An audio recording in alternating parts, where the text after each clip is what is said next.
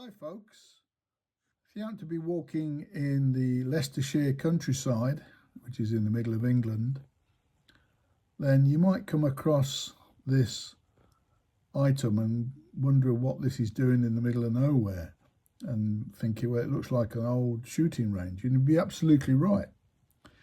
It's an old rifle target, and there's a history that goes back with it that's linked to what was the iconic British service rifle for over 60, 70 years in different marks.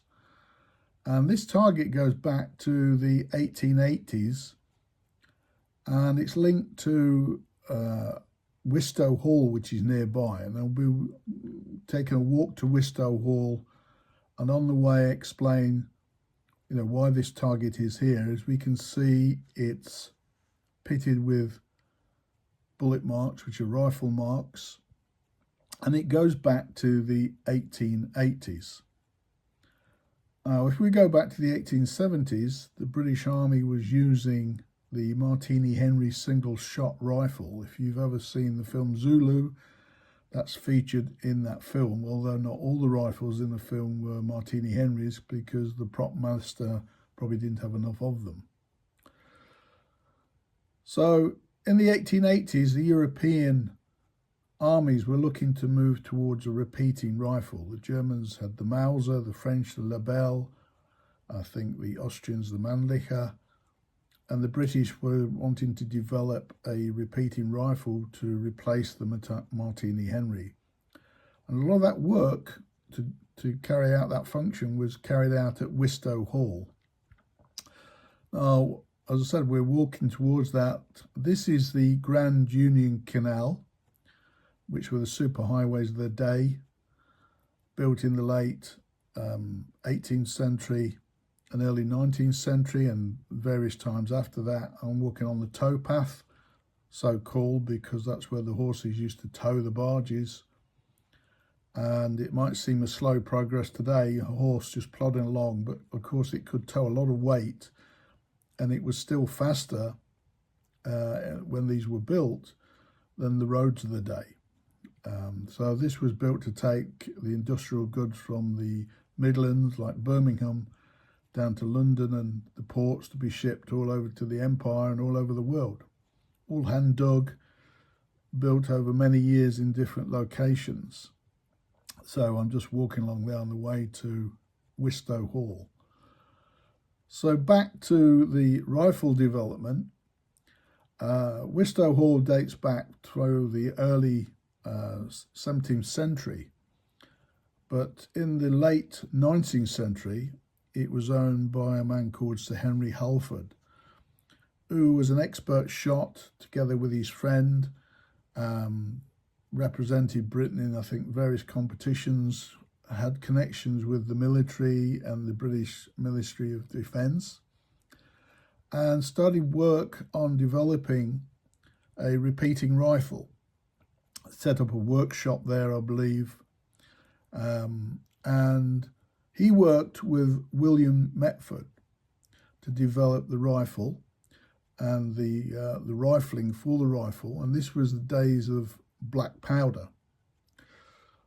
They together then joined with a man called Lee and James Lee, who had developed the bolt action and magazine part of the rifle. So those two items coming together, so you had Lee with the bolt action and breech and developed a magazine, and Metford who were developing the rifling, so you had the Lee Metford. Now, after a number of years of development with Sir Henry Halford and his friend, the British Army finally adopted the rifle in, I believe, 1888 as the Lee Metford Mark I. But it didn't actually stay in service that long, because what they'd found out was the Metford was designed to take black powder and deliberately developed the rifling so the rifling could be clean, because my understanding is, and I'm certainly not an expert on firearms, my understanding was that the black powder tends to foul up the rifle quite a lot. So he developed it so it could be cleaned. But now smokeless powder, cordite, was being introduced. And what they then found out was that the smokeless powder would wear out the barrels much faster than they anticipated. I think they were looking for something like 10,000 rounds for it before it needed replacing, and they found that sort of 5,000 to 6,000 the rifling was wearing out.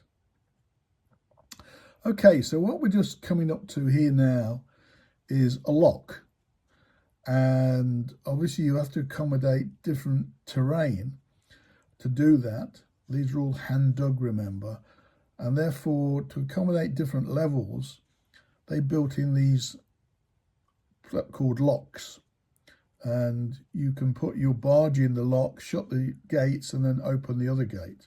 Now some of the locks, like this one, had a lock keeper to look after that. Now it's mainly recreational use. It's people that have recreational barges that are using the canals, because commercially, of course, what killed the canals off are what we'll see in a moment. I think there's another bridge to our right. That's the railway bridge. So the railway here is running parallel with the canal. And of course, the railways were much faster, and they basically killed off the canals. And in turn, in terms of commercial traffic, they lost a lot then to lorries in the 1950s and 60s and today. So there's a lot of lorries on the road carrying commercial goods, although there are also trains as well, of course. So that's the lock where you enter with your barge, open one gate, bring your barge in. And of course, today we're talking about motorised barges, aren't we? We're not talking about horse-drawn. They're all motorised barges. And on some of these, there are dates which give you an indication of either when it was built or perhaps when it was repaired. I think on this one, I think it says 1913 from memory. I can't quite see it myself now. I think it's saying, so you get like 1913 and different dates. But originally it was developed in the late 18th century.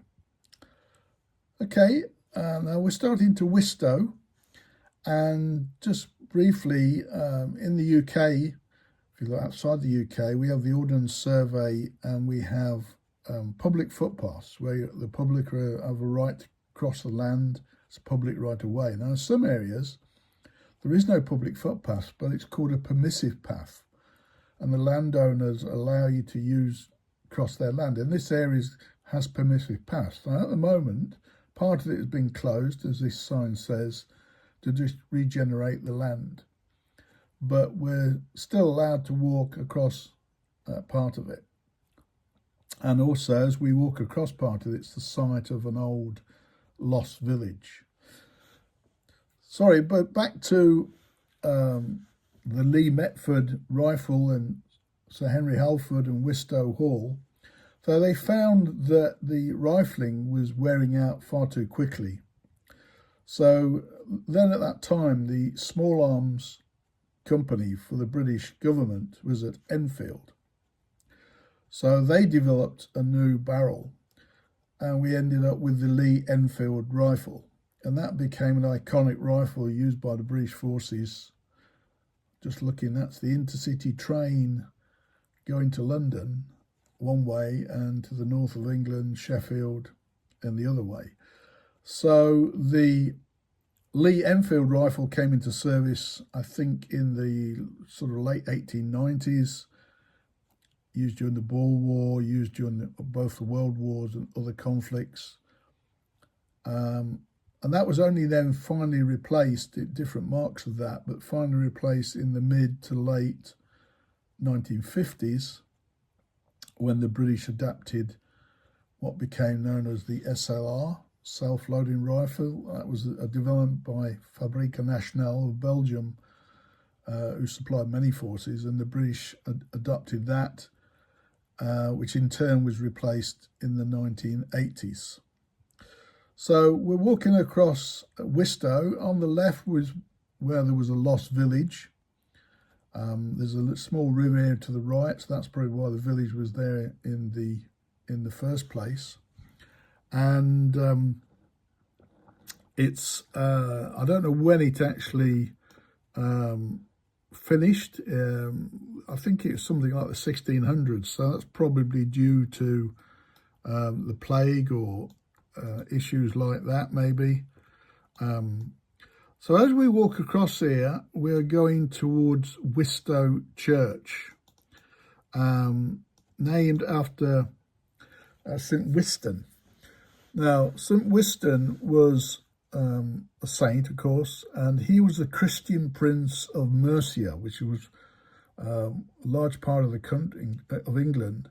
But now we're talking about the 800s AD, so a long time ago. And then 849 AD, he was murdered by his cousin. I think his cousin, and by his cousin's servant. He was run through with a sword, and he died. And so this church is supposedly the location of where that happened. And as we walk up to the church, there's a legend attached to that, which when we get to the church, I'll point that out. So as we can see, this is some nice land here. You can walk across, people bring their dogs, etc., and keep them on the lead. Sometimes they have sheep out here. And this is a permissive path. In other words, the landowner is allowing us to walk across this as opposed to a public right-of-way, which exists all over the country, of course. And we have the Ordnance Survey maps, which show you there where the public right-of-way paths are. And of course, these days you've got apps, and I've got the Ordnance Survey app, and there are other apps that point those locations out. Okay, so we're walking towards Wistow Hall. Sir Henry died, I think, in 1897, but he's the person he'd been working with on the development of the Lee Metford rifles and Lee Enfield rifles. Because he hadn't got any children, took it over from him. And he was also a renowned shot, represented England at places like Bisley, and I think in the States as well. So he carried on with the development work of the rifles. And I think they'd set up the targets at different ranges. So presumably the one we looked at, which is, quite a way, I think 2,000 yards, I think, was their furthest range, which I guess is the one that we were looking at earlier in a straight line. It's quite a distance from the hall when we get there. Nice, bright. It was winter's day when I filmed this, nice and crisp. And we can just see the sort of church coming into the distance. Now, the legend is that on the 1st of June, which is the anniversary of St. Wistow's murder, human hair, is supposedly grows in the churchyard on the 1st of June. Now, I can tell you that that's actually not true, because I've actually been there on the 1st of June, because that's actually my birthday. I did one of my boot videos here, my Danish boot video. If you've seen that, then I filmed that here, I think, on the 1st of June.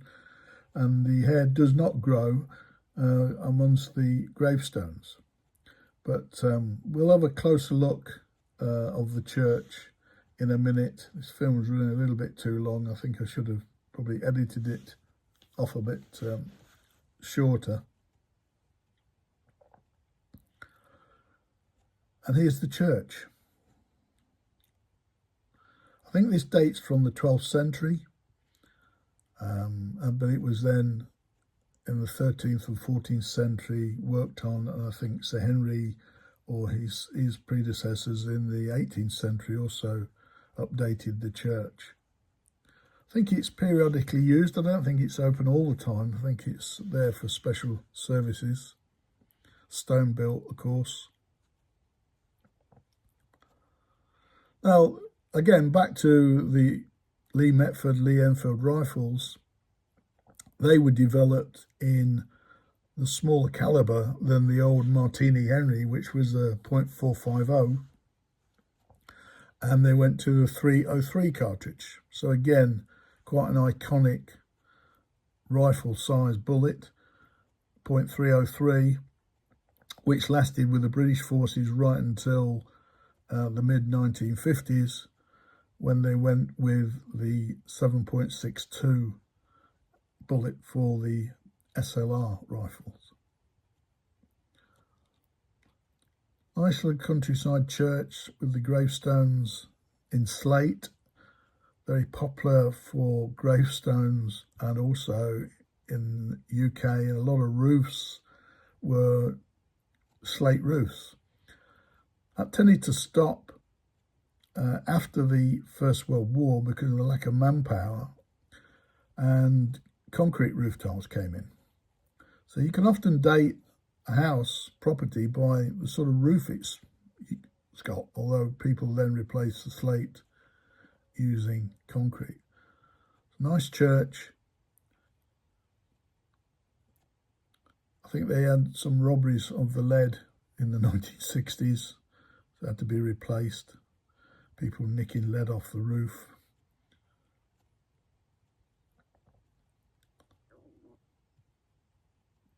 So again, people come here for the walks, bring their dogs, and we're just coming up in a very short time to Wistow Hall.